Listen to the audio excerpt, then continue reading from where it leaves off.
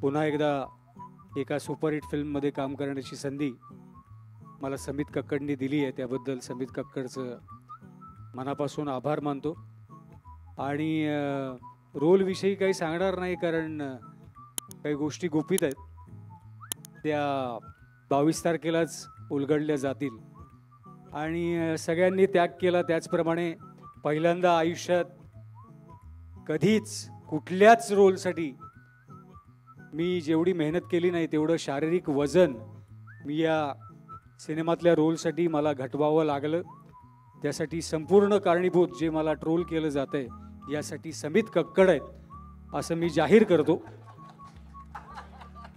आणि तर मिळालेला आहे. त्यानंतर लुक साठी सुद्धा मला जवळजवळ 3-3.5 महिने दाढी वाढवण्याचं काम समित कक्कड यांनी दिलं. त्यांनी सगळ्या आमचे जे काही हेअरस्टायलिस्ट आहेत त्यांनी खूप त्यांना त्याबद्दल शिव्या घातल्या असतील.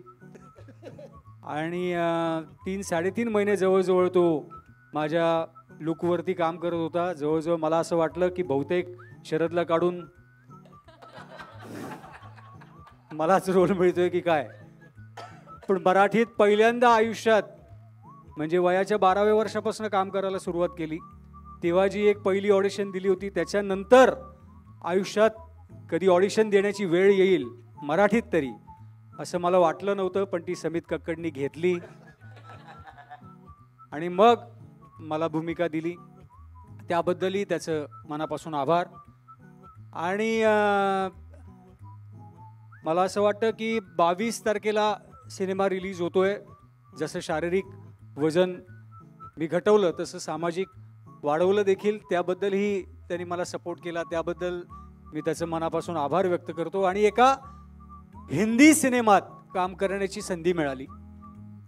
मी याच्यासाठी हिंदी सिनेमा म्हणेल की याची भाषा जरी मराठी असली तरी याची ट्रीटमेंट ही खूप बॉलिवूड स्टाईलची आहे. आणि म्हणजे याची कॉम्पिटिशन जर का करायची झाली तर ती हिंदी पटाशी होईल याची मला पूर्णपणे विश्वास आहे. आणि एक आगळा वेगळा सिनेमा समित कक्कडने महाराष्ट्राच्या जनतेला देऊ केला आहे. तो निश्चितपणे महाराष्ट्राचा रसिक त्याला ॲक्सेप्ट करेल. जास्त समितचं कौतुक मी करणार नाही, कारण सगळ्या कलाकारांनी ऑलरेडी त्याचं पुढच्या सिनेमात भूमिका मिळावी यासाठी त्याचं कौतुक केलेलं आहे.